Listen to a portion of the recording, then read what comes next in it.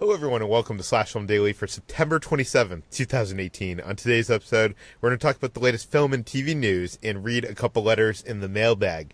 This is Slash Film Editor-in-Chief Peter Sciretta, and joining me on today's podcast is Slash Film writers Hoai-Tran Hey, everyone. and Chris Evangelista.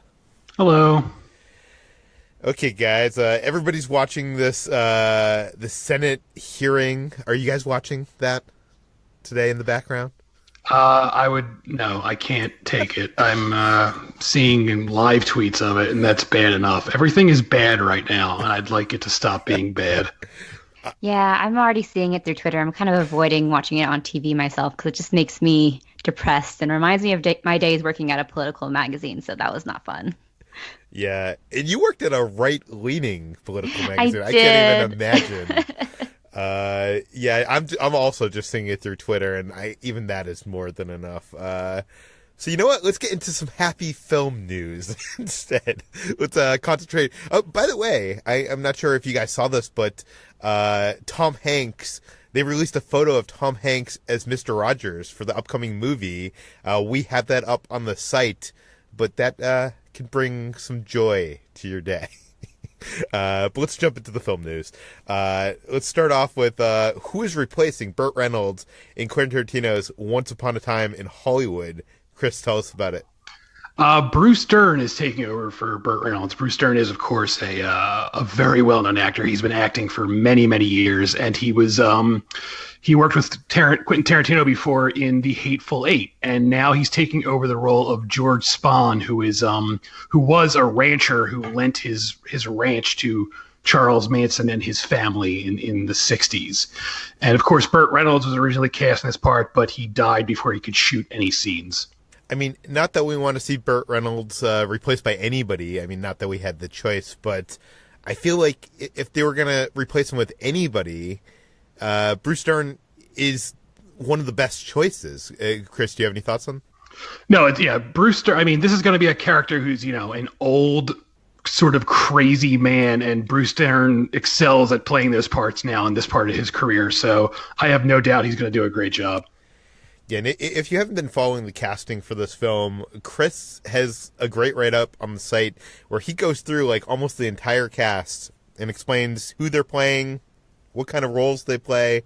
So if you want to see, this is a huge ensemble cast, and I'm just so excited to see this film eventually. HG, do you have any thoughts on Bruce Dern replacing Burt Reynolds? I think, this is a great choice. I agree with both of you. He is phenomenal in Nebraska, which was actually the first movie I'd seen with him recently in which he was a lead role. He'll be playing a supporting role again in this film, but I think he's a great character actor. For sure. We like to talk about MoviePass here on the Slash Film Daily. So, it seems like things are not going well for that company lately. And now we have learned that the downloads for the MoviePass app have dropped dramatically. HD, what do we know? Yes, so the first-time downloads for the MoviePass app used to be its one sort of shining savior because it was getting so many new subscribers up until this past June, which was when they implemented their surge pricing feature, which ended up being phenomenally unpopular and kind of was the first, the beginning of the end for MoviePass, in which later in July they ended up going bankrupt temporarily and having to shut down temporarily. So it's just been all downhill from there. And according to a report from Sensor Tower Store intelligence data, the first-time downloads for MoviePass have plummeted by 76% over just the last 3 months. So there are 76% less people downloading and installing MoviePass for the first time. This is basically the peak was at 330,000 new app downloads in June, and then that dropped to an estimated 80,000 in August.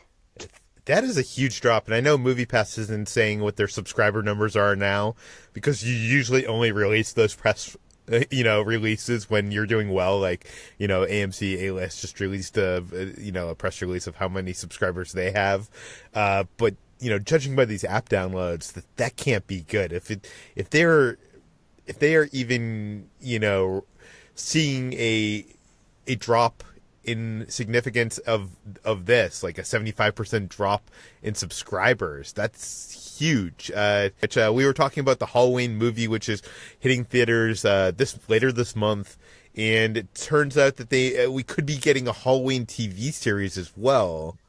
Chris, what do we know?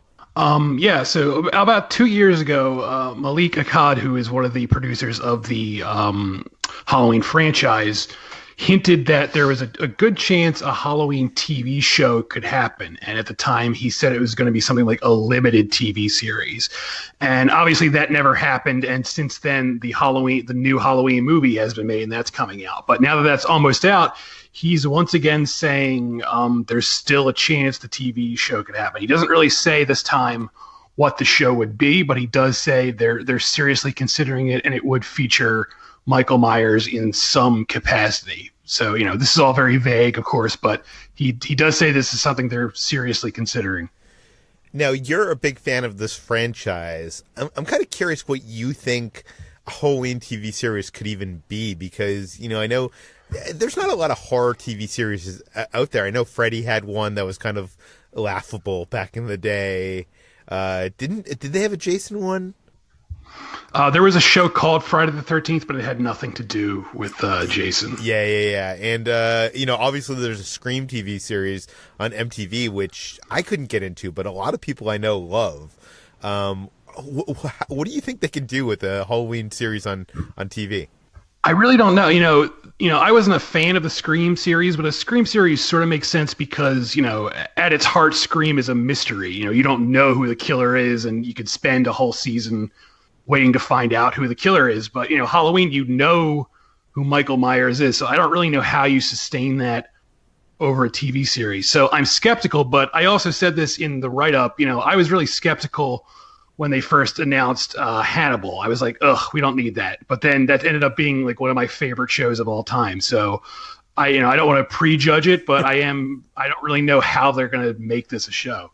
I mean, I feel like the only way to make it a show is for it to be about the origins of Michael Myers, which, we've already seen on the big screen to not so great effect. What if it is like Scream? It is a killer inspired by Michael Myers in a town on Halloween week, and there's someone killing with the Michael Myers mask, and they have to figure. I mean, I guess that's basically just Scream, right? Like, that's not even Halloween at that point. Yeah, that's not even Halloween at that point. That's just, Yeah. I would have to see what the pitch for this TV series is, and what network it would be on, because I think that would be, something like this needs to be on like premium cable or, like a streaming service or some kind to be any good, because you need to get into some kind of graphic violence to have a Halloween TV series.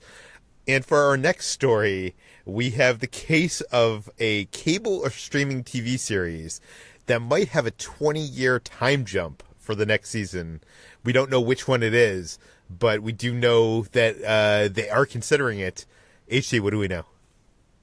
Yes. So according to TV Line, there is a report that a popular drama series is looking to shake things up creatively by jumping ahead in time by upwards of 2 decades. So this is a popular drama series that is only from a cable or streaming entity, so it won't be one of the big 5 broadcast networks like ABC, CBS, NBC, Fox, or the CW. And according to TV Line, basically, again, it's probably a good show. Yeah.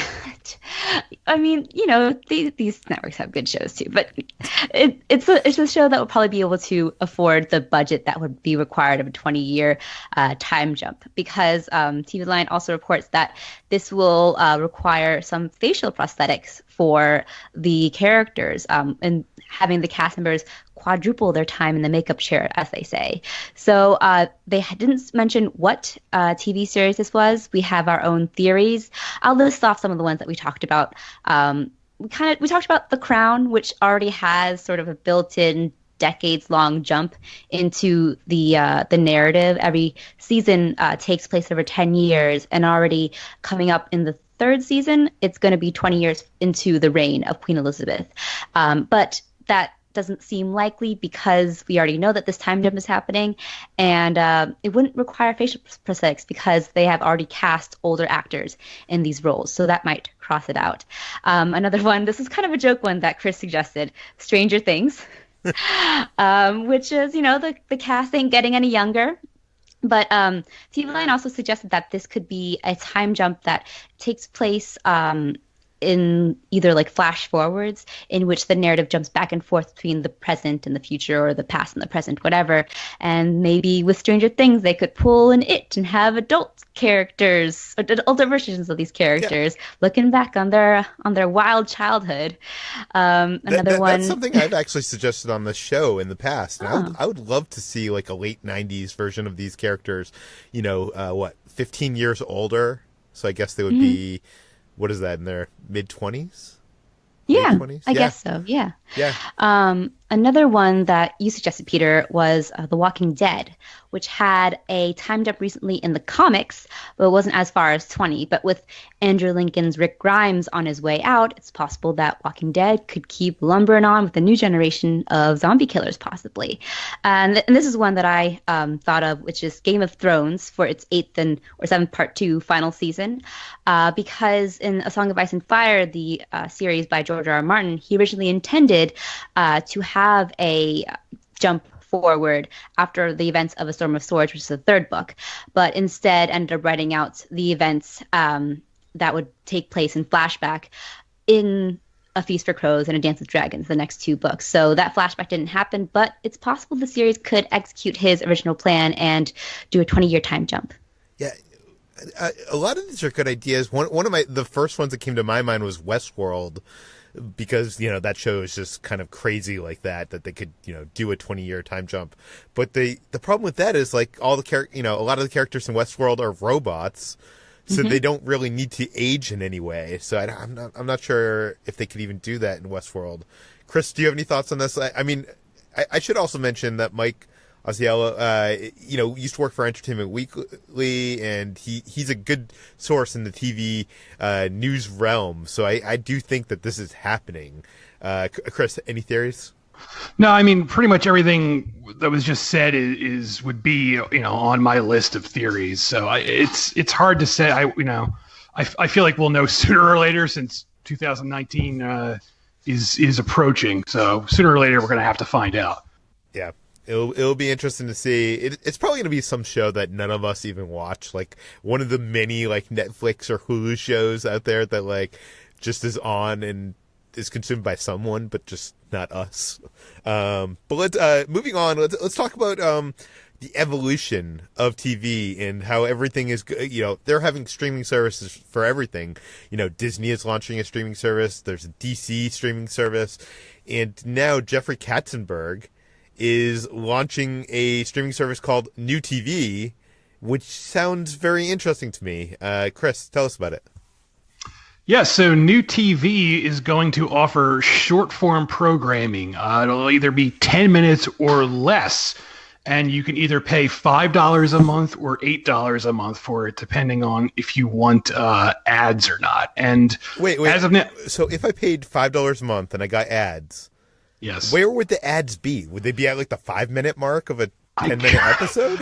I don't know. Maybe it's like in between episodes, but I don't know how that would work because people could only watch one thing. So I really don't know how they're going to fit these ads in. I guess it could be before. It could be a pre-roll is what they call it in the business. Yeah, because Hulu does that now where there are ads before stuff starts. So it is probably that. There's probably like an ad before it starts. And as of now, the only thing in development is a Sam Raimi series called 50 States of Fear, and the story states there's no information about this at all.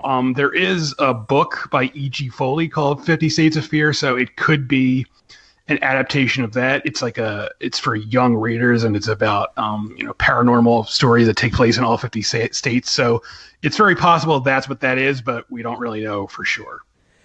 Okay, so I guess what's interesting to me about this story.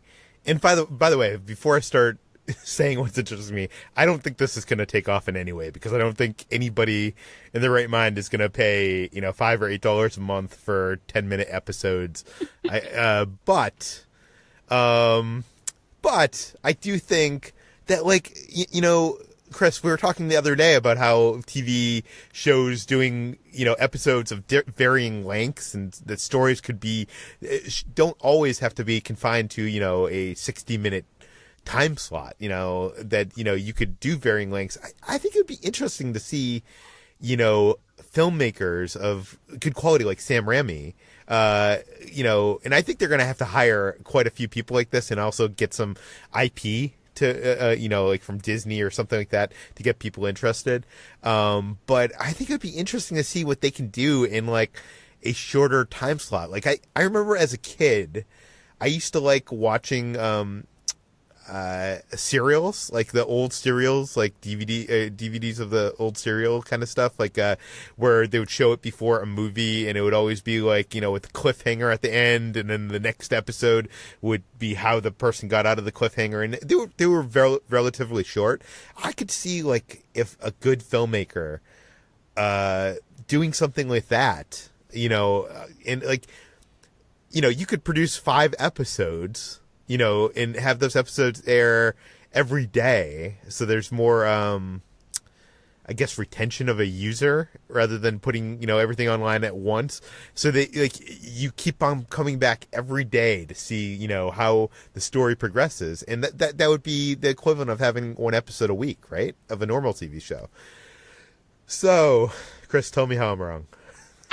No, I mean, what you said makes sense. I don't know. It seems so weird to me, like 10 minutes or less. Just, I mean, I know there are short movies and short films that are that long and they often work, but I don't know. I think it's like the payment that's throwing me off. Like I could imagine watching 10-minute movies on YouTube for free, but I don't want to pay like $5 a month for that. That seems excessive. Not that I'm against paying people for entertainment, because it's a job and people, artists deserve to be paid, but I don't want to do it, so I don't know.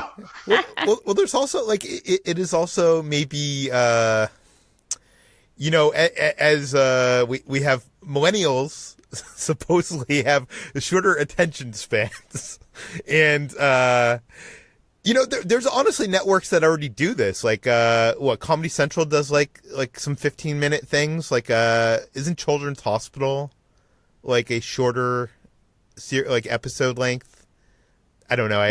Yeah. I think you're right. Yeah.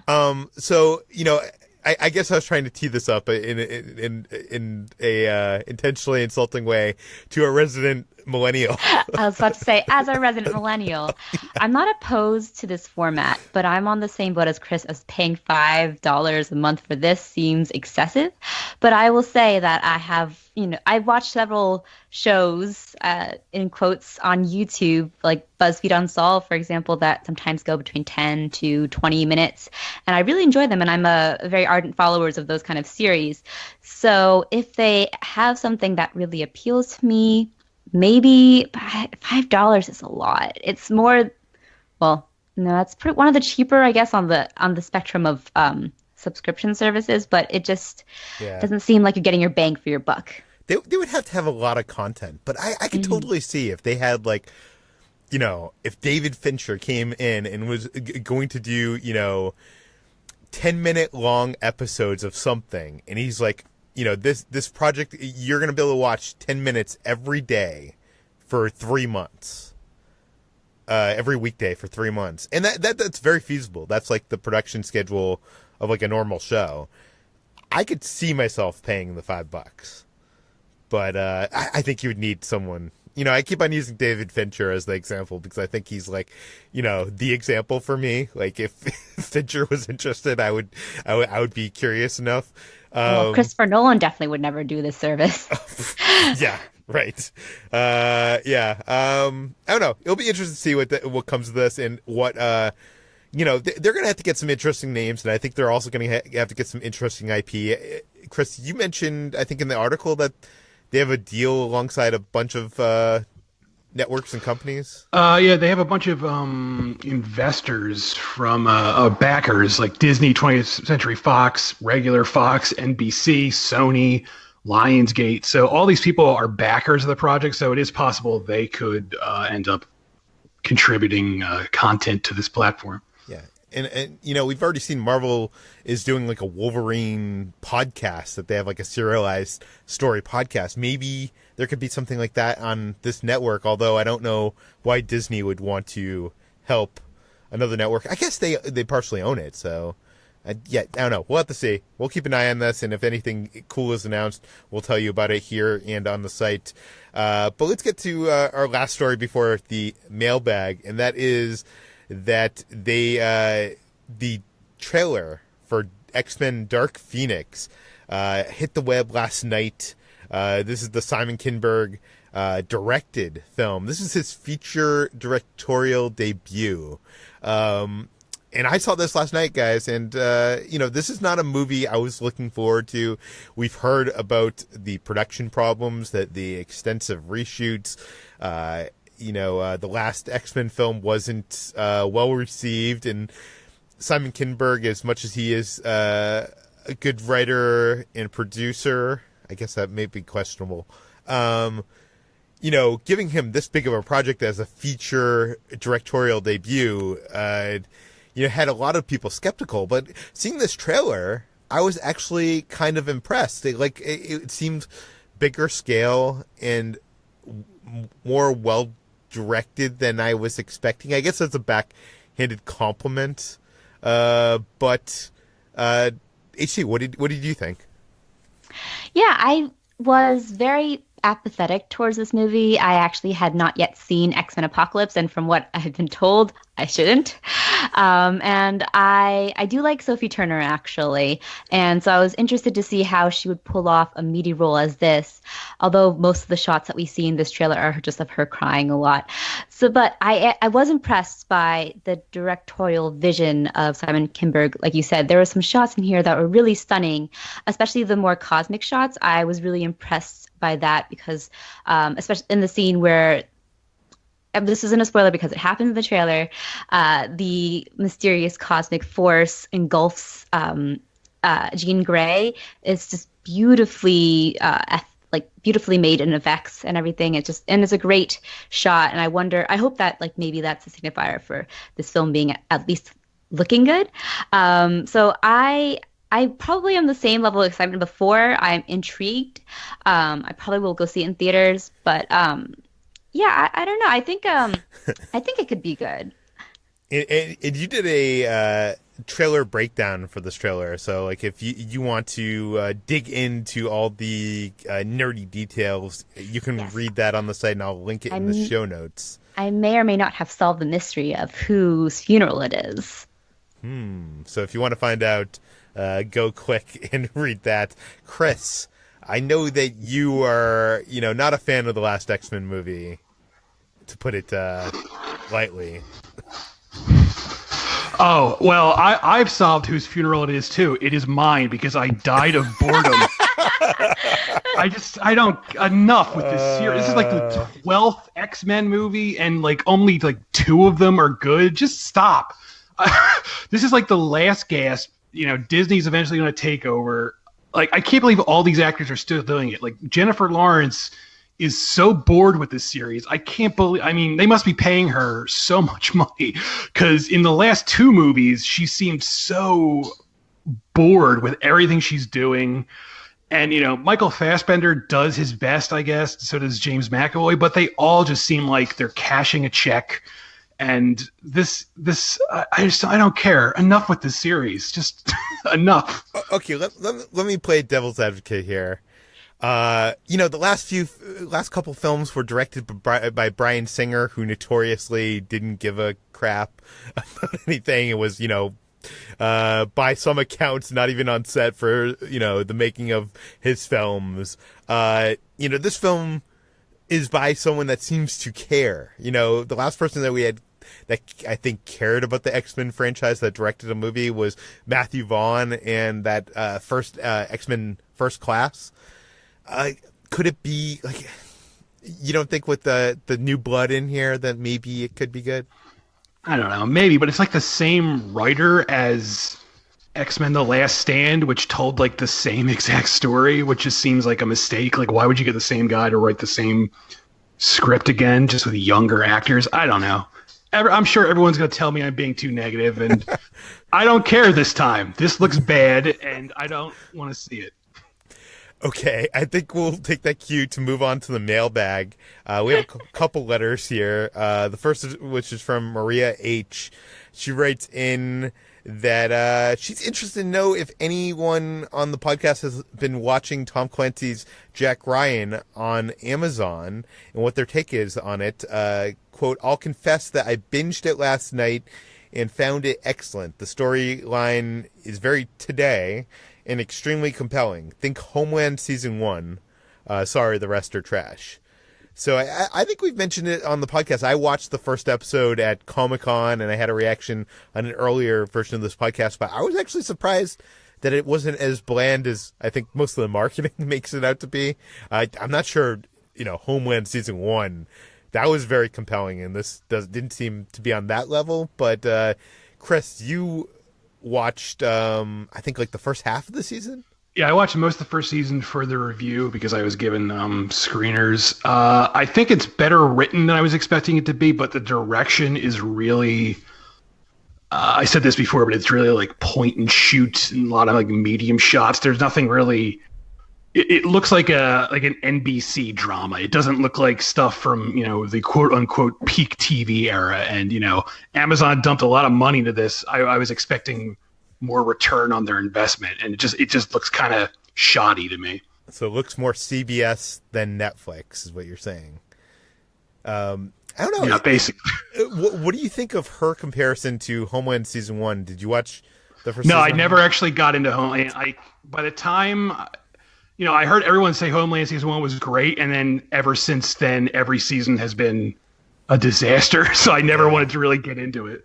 I love Homeland Season 1, and her comparison to that makes me want to actually give Jack Ryan a chance, but there's just so much stuff to watch. HT, you haven't watched Jack Ryan yet, have you? No, but my dad has, and he gave it 2 thumbs up. I feel like a lot of dads have watched Jack Ryan. Yeah, this is a dad series, to be sure. Not that other people can't enjoy it, but definitely appeals to dads, I think. Yeah, I think Maria is definitely not a dad, so and she seemed to enjoy it. Let's go on to our second question in the mailbag. Jason from Kuwait writes in that he has been hearing us discuss topics such as the difference between seeing movies at home and in the theater, motion blurring, and adding reference photos to new TVs. So it got him thinking that we've never actually explicitly said how we watch things at home, what our viewing setups are at home, and he wonders what you and the gang all currently use at home to view the majority of your TV shows / movies. So, let's start with HT, who I'm sure she's a millennial, so she's watching stuff on her phone and maybe an iPad, I'm not watching right? on my phone. And my iPad is too old to really carry any TV shows for an extensive amount of time before, like, exploding. I watch it on my computer. Yeah. And my computer works fine. Wait, so you don't watch any movies on a TV of any kind? Oh, actually, I do watch movies on a TV occasionally, and then it's also kind of an older TV that I got hand-me-down from my parents, so it doesn't have all the fancy motion blurring or different modes. You don't need motion blurring. It's okay. I definitely don't need motion blurring because it's awful for any movies that you watch. So I do watch things on a smaller, like, flat screen TV that is a little bit older. I think it's maybe like 5 years old, so it hasn't been installed with all of those modes yet. So I've been saved by that, because I just have hand-me-down technologies. I mean, I think that's the most millennial thing, not to have the newest stuff, just to have hand-me-down stuff and, like, just, bootstrap stuff, I guess. So, I gotta ask, how big is this TV? Is it like a 30-inch TV? Is it bigger than that? How big is 30 inches? Yes. Yeah, Yeah, it's a smaller TV, definitely. It's bigger than my computer screen. Yeah. I will say that, yeah. Chris. Sorry, I can't give, better answers. No, that's fine. I don't even know how big my screen is, but we'll get to that in a second. Chris, you notoriously talk about how you would rather watch things in the comfort of your own home than go to the cinema. So how do you watch most of your things? I watch everything on a TV. I could never, like, every once in a while, if I have to, like, if I'm traveling, I'll watch something on, like, my iPad. But beyond that, it's almost always, it's pretty much always on a TV. I have a TV in my office, and I have a TV, obviously in the living room. And they're both, I don't know what size they are. They're both a fairly good size. Do you, do you have like a 4K television or? No, I don't have that yet. I want to get one. I have yet to upgrade, and sooner or later I will. Maybe when Black Friday rolls around for Christmas time, I'll treat myself. Do you watch a lot of discs? Do you watch that on a like standalone Blu-ray player, or do you have like a PlayStation? How does that? No, yeah, I have just a regular Blu-ray player. Yeah. I have two projectors. I have one in my living room and one in my bedroom. The one in my living room, my living room gets a lot of light. It's a loft, and basically I can't watch anything in my living room until it gets to be like sundown, so 6 or 7 p.m., depending on the time of year. And that screen, I have a lot of room, so I have a projector that it's like a 150-inch screen. My screen is currently broken and cannot go back up, so I'm trying to find someone to fix that.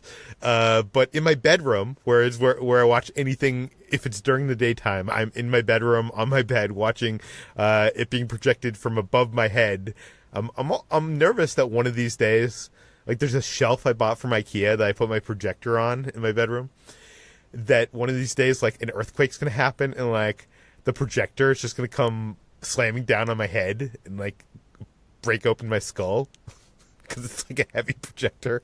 But that day has not happened yet, and I project that on my other wall in my bedroom, and that's probably like, I've never measured it, but probably like 80, 90, 100 inches. I don't know. I don't know. I'm obviously overcompensating for something here, but so maybe I'm in the minority, but I don't like having my TV in my bedroom. I like to have my room at least devoid of those distractions. At least I have my TV in my living room, and that's where I like watch on the things on the TV. But sometimes if I'm like relaxing in my room, I will just watch things on my computer, which I know goes against like having a TV in your room at the same time. But I've always grown up not having a TV in my room, so I just kind of like to have that separation. Yeah, and I know Brad isn't on this particular podcast, but I know that he often watches like movies and shows in the background while he works in his bedroom, which I can't even imagine. Like I can only keep my mind on one thing at once, but like he constantly just has movies on in the background, and I just do you guys ever do that? Or Sometimes I've actually been watching Doctor Who while working a little bit, but these are all episodes that I've seen before. And usually I can put it like on really low volume or mute it if I get distracted, or just like pause it. Because sometimes you need to be like in the zone, but otherwise, like, I like to work without something on in the background. No, I can't do that because I get distracted. Like if I have like a movie on while I'm working, I just end up stopping and watching the movie, which is not good for productivity. So I don't do that. I also don't have 4K because projectors with 4K are really expensive. And as much as it sounds like I have like a sweet like home theater setup with these projectors, both of the projectors I own, I think were like $1,000. So they're not like, top of the line Sony projectors. They're like, BenQs that I was able to get at Fry's on on clearance at a good deal. But I highly recommend, if you're out there and you want to experience the big screen in your home, look into getting a projector, because you can literally, if you have a white wall, or actually my wall is gray, and I can compensate for that in the settings of the projector, you can literally just point it at a wall and have like a huge screen that you could never otherwise own in a physical sense. And I don't know, I love it. Someday I do want to have the 4K, because I do, as much as I feel like the 4K TVs, when you get like a 60-inch 4K TV, I don't think you can notice the difference at the regular distance that you're supposed to be away from the TV. But I do think, in my setups, with my 150-inch screen, that I would probably definitely notice the 4K improvement. Chris, anything else we should know about your home theater setup? If anyone wants to send me a 4K TV or a 4K Blu-ray player, please email me or hit me up on Twitter. I'd gladly take a free one. Me too. Yes, HT2. Me first. It sounds like HT needs a new iPad as well. So if you have one, send it to HT, courtesy of, I don't know. Okay, that brings us to the end of today's Slash Film Daily. You can find more on all the stories we talked about today on slashfilm.com and linked in the show notes. HT, where can we find you online? You can find me every day at slashfilm.com, and I'm on Twitter at htranbui. Chris, where can we find you? I'm also at slashfilm.com, and I'm on Twitter at Evangelista413. And that's how people can get you this TV, this 4K TV, right? Yes, absolutely. My DMs are open. Okay. Slash Film Daily is published every weekday on slashfilm.com alongside all the popular podcast networks, iTunes, Google Play, Overcast, Spotify. Please send your feedback, questions, comments, concerns to Peter at slashfilm.com. Your letter could end up in the mailbag like the two letters today. So that's Peter at slashfilm.com. And please leave your name and general geographic location in the email in case we mention it on the air. And if you can, take a minute, go to iTunes, go to the podcast page for this podcast, and write a positive review that helps us out. Tell your friends, spread the word, and we'll see you tomorrow. See, now I'm just picturing HT, like, watching all the movies on, like, how big is your computer screen? Oh, my computer screen. Oh, no, Yeah, my computer screen is only 15 inches. It's small. Yeah, I don't watch everything on my computer screen, but I watch a lot of it on it. I once heard this theory that, I forget who said this, and so I'm basically plagiarizing someone else's thought here, but that the content we watch is in relation to how far we are from the screen that we watch it on. So people watch YouTube videos on their phone because their phone is like so close to them and small. So that's like, 5 to 15 minutes. And then on your computer, you could watch, a little bit longer. Then a TV is, you're further away. It gets a little bit bigger and you're watching, 30 to hour-long episodes. And then you go to the movie theater and you're watching, 90 minutes to 3-hour-long movies. I'm not sure what I'm trying to get to get across here, but it seems like I guess what I'm saying is HT's the way she views things puts this theory to just throws the theory out the window, basically. I appreciate everything regardless of what medium I watch it on, but I do enjoy the big experience of the movie theater. It surrounds you. Just know that Christopher Nolan will be rolling around in his grave someday thinking of you, HT.